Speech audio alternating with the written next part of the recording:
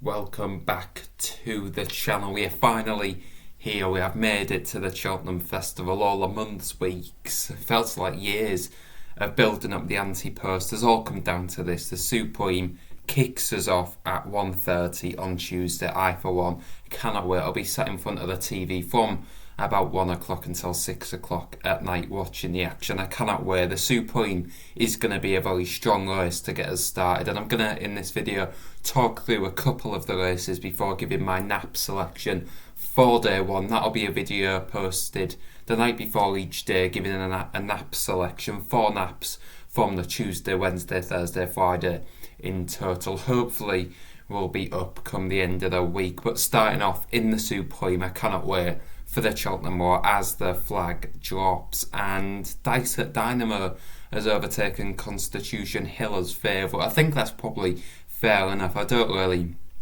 rate Constitution Hill at all, although many seem to. Them 2 runs at Sandown going right-handed probably doesn't set him up at best for the Supreme at Cheltenham. And what a few people seem to be forgetting is Constitution Hill is a 5-year-old compared to Dynamo and Jonbon, which are both 6, and he doesn't get any weight for the age difference there. So I think that could be a little angle. He might not be ready, even though he is very professional. I just don't think he'll be ready for winning a Supreme. Dynamo for the same connections that won the Supreme last year. That's an obvious angle. And Jonbon, he's drifted to somewhat of an each-way price at 5-1, and he looks like he might even get bigger. He's not the strongest on the exchanges, which is something I'd never thought I'd see if you look a few months ago. I watched his performance in the Kennel Gate just the other day, and he was very good that day, beating horses like Nappers Hill, LA Bell, Colonel Mustard.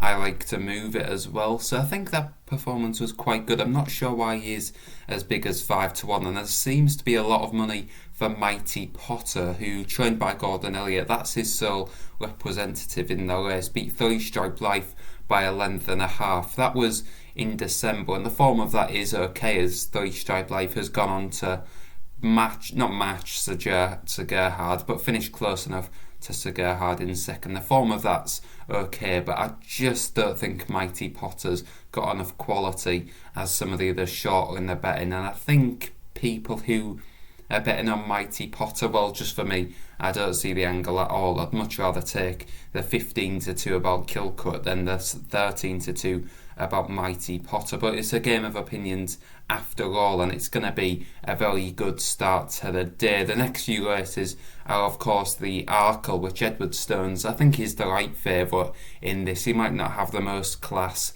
in the world and won't be as good as Shishkin, who won the Arkle last year for sure, but I think it's going to be a very competitive race. I think Blue Lord, Riviere de Tel and Hatton Colors and Edward Stone, I think they're closely matched and ones to watch, and it's going to be a good race for sure. Who wins it, I'm not sure. I think Blue Lord might just have that little bit more, but you'll know very early on, because Blue Lord might take a while to warm up to the jumping, and there's going to be a strong pace for sure. So I think if he loses a bit of ground over the first few, then it's going to be very tough for him. Like, on the other hand, if he jumps off and pings the first few, then I think he's definitely maybe one to bet on in running, because the other day in the Irish Arkle, he was slow to warm up, but once he got going, he was very good in winning. Now moving on to the champion hurdle, and Honeysuckle's 4-6, appreciate it around 4-1 in general. The market suggests it's going to be a 1-2 for Honeysuckle and appreciate it. Whether that is the case, I'm not too sure. I think appreciate it's got a big ask coming into this fresh, but Willie Mullins has done it before. As for Honeysuckle, well, she's probably just going to go make it another win in a row. There's been a lot of people talking about maybe Not So Sleepy going from the front, disturbing her.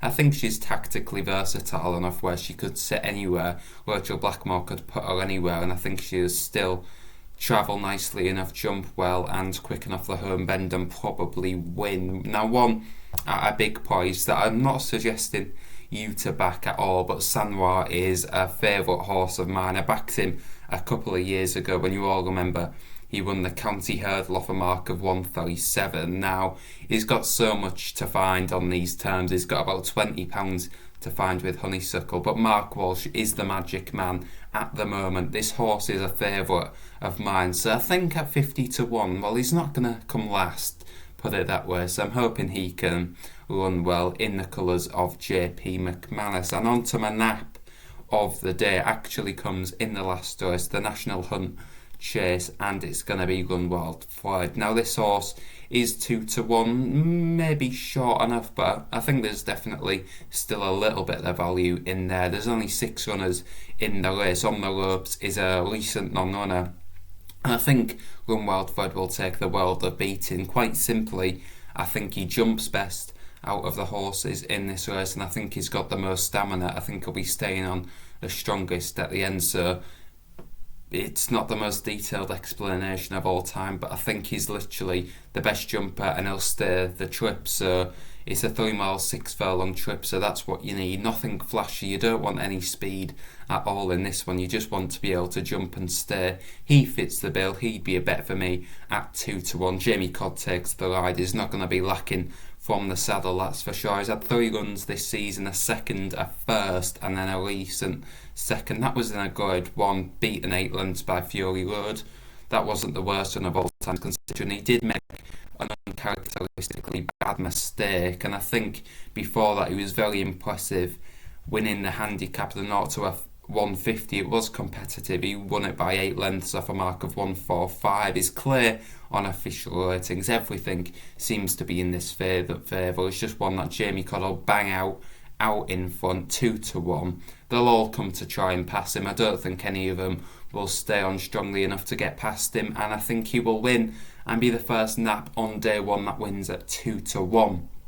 Now I will let you know in the comments down below, I'm going to leave a link to a little bit of writing I did on day 1 where I'll just talk through a few of the races in a little bit more detail, and if you could have a quick read of that, it's only a 2-minute read, and that'll be every day of the Cheltenham Festival. So whether you're just having a cup of coffee in the morning or whenever you're seeing this, 2-minute read, talk you through all the main talking points of the day. There'll be one for every day of the festival, and if you could give that a quick read, that would be much appreciated. But rounding up the video, I think Gunwald Floyd, he's the nap on day 1. It's a very good day's racing, just sit back and enjoy it. If you're lucky enough to be there, then make sure you make the most of it. I think a lot of people would want to be in your shoes, especially what's going on in the world right now. So that rounds up the video. Thanks a lot for watching. Don't forget to subscribe. We've got 4 naps coming out over the next few days. You don't want to be missing any of them. Hopefully we can have a few big winners, and I've also got some anti-post bets which have come in nicely, so I'll make a note of them